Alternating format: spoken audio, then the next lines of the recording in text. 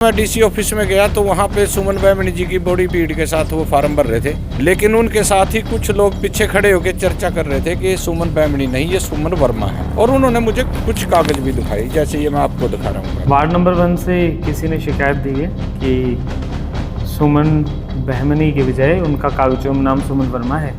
यमुनानगर से BJP mayor प्रत्याशी सुमन बैमनी के सरनेम को लेकर विवाद शुरू हो चुका है और उसको लेकर अब रिटर्निंग अधिकारी से भी इसकी शिकायत की गई है, जिस पर साफ कहा गया है कि सुमन बैमनी के नॉमिनेशन में भी अपना नाम सुमन ही लिखा है।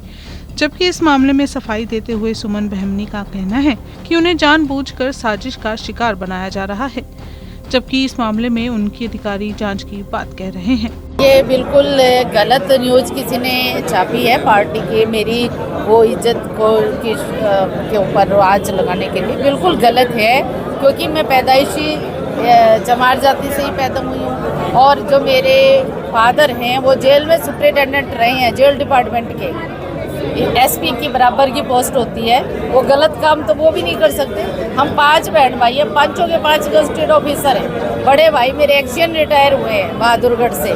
मेरी छोटी बड़ी बहन है वो अपने डॉक्टर रही हैं, MBBS डॉक्टर। और जो मेरे उससे बड़े ब्रदर हैं वो कॉलेज के अंदर प्रिंसिपल रिटायर हुए हैं। तो क्या सारे ऐसी नहीं है? गलत बात है। तो ये किसी ने गलत प्रचार किया है। एक कागज़ में किसी वजह से टेक्निकल प्रिंट की वजह से अगर वर्मा लिख के आ गया तो उसमें हमारा तो कोई कसूर नहीं है ना।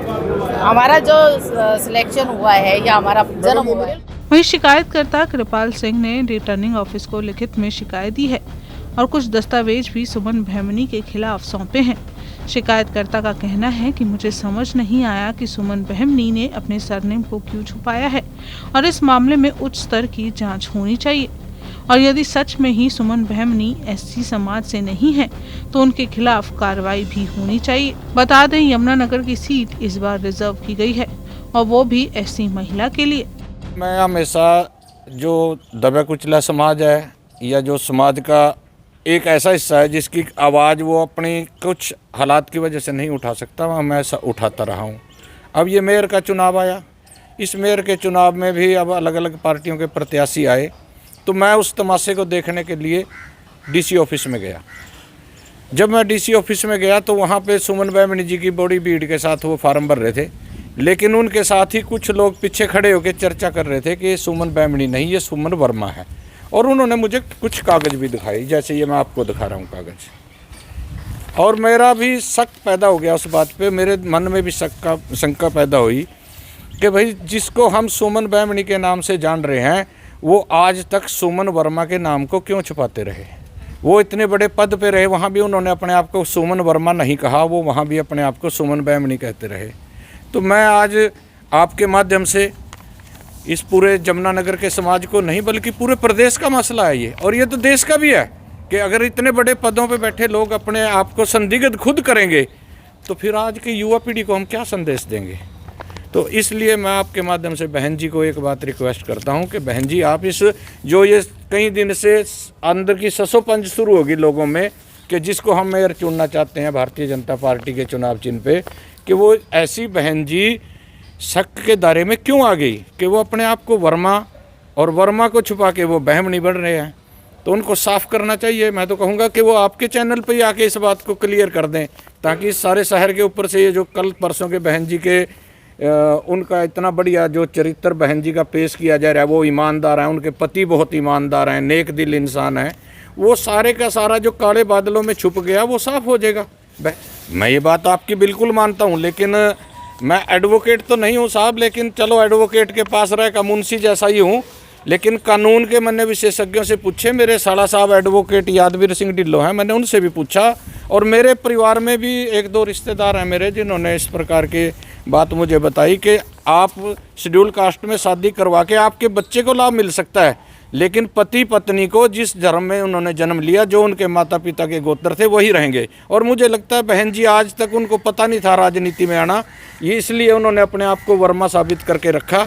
लेकिन अचानक से उनको अब बीजेपी में चुनाव की प्रक्रिया में लेके आगे नेता लोग, तो इस वजह से शायद वो बहन जी बेचारी अब बैमनी बन गई है। लेकिन मुझे लगता है बहन जी शायद वर्मा के ऊपर अपनी स्पष्टीकरण जरूर देंगे ताकि ये सबका खत्म हो जाए सबके। शिकायत के बाद रिटर्निंग अधिकारी और एसडीएम सोनू राम का कहना है कि हमारे पास शिकायत आई है और हमने मेयर प्रत्याशी से 2 दिन में जवाब मांगा है। उन्होंने कहा है कि उन्होंने अपने दस्तावेज में बहमनी लिखा है, बाकी जांच में साफ हो जाएगा। वार्ड नंबर 1 से किसी ने शिकायत दी है कि सुमन बहमनी के बजाय उनका कागजों नाम सुमन वर्मा है और वो प्रचार प्रसार भी सुमन बहमनी के नाम से कर रहे हैं, जो कि एक मिसनोमर है। तो प्रत्याशी से उसके बारे में स्पष्टीकरण मांगा जाएगा और जैसा उनका जवाब आएगा उसके बेस पे जो भी कानूनी कार्रवाई होगी वो कर दी जाएगी। देखिए, नाम हमारे कागजों में उन्होंने सुमन ही दिया है और नाम का यहाँ पर कोई वो मतलब यहाँ पर नाम वो कोई भी कैंडिडेट चाहे तो जो भी उनका लोकप्रिय नाम होता है, लोग जिस नाम से जानते हैं उससे प्रचार कर सकता है। इसमें किसी तरह का संशय नहीं है, परंतु दुविधा ये है कि जैसे सुमन वर्मा, और उन्होंने एक एलिगेशन ये भी लगाया है कि वो बैकवर्ड क्लासेस से बिलोंग करता है जो वर्मा है, तो आप इनकी जाति की तस्दीक का एक पॉइंट भी सामने आता है। वो तस्दीक करी जाएगी। अगर कोई व्यक्ति जाति का गलत प्रमाण पत्र देता है या किसी अन्य पार्टी से अन्य मतलब कोई गलत तथ्य छुपाकर यहाँ से इलेक्शन लड़ता है, तो उस संबंध में भी जो है जांच करी जाएगी और जांच के बाद जैसे परिणाम आएंगे वैसी कार्रवाई कर दी जाएगी। देखिए, अभी इस बात पर नहीं आते। वो ये होता है कि इलेक्शन में एक बार स्क्रूटनी उनके क्योंकि पेपरों की हो चुकी है, तो जांच पेपरों की हो जाने के बाद अभी इलेक्शन तो लड़ा जाएगा, लेकिन इलेक्शन के बाद भी अगर मान लो 5 साल का टेन्योर है और उस दौरान भी किसी व्यक्ति के द्वारा कोई ऐसी डिस्क्वालिफिकेशन सामने आती है जो म्यूनिसिपल कॉरपोरेशन इलेक्शन रूल्स या एक्ट के खिलाफ है, तो तब उस व्यक्ति के खिलाफ जो निर्णय होता है वो यहाँ से रिपोर्ट जाके डायरेक्टर अर्बन लोकल बॉडी के स्तर पे निर्णय लिया जाता है, सरकार के स्तर पे निर्णय लिया जाता है, और अगर कोई व्यक्ति डिस्क्वालीफाई होता है तो उन्हें पद से हटा दिया जाता है। अभी कैंडिडेट को सिर्फ स्पष्टीकरण उसका अपना जवाब दाखिल करने के लिए 2 दिन का समय दिया है। आपको बताएं, इस पूरे मामले पर यमुनानगर से बीजेपी में प्रत्याशी सुमन बहमनी की सफाई है। उनका कहना है कि शिकायतकर्ता मेरे गांव में जाकर मेरी जाति के बारे में पूछ सकता है। मैं शेड्यूल कास्ट से संबंध रखती हूं, मुझे अपना सरनेम छुपाने की जरूरत नहीं है।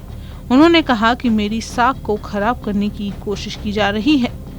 अब सवाल खड़ा होता है कि निकाय चुनाव से पहले बीजेपी प्रत्याशी पर लगा ये इल्जाम बीजेपी को कितना नुकसान करवाएगा।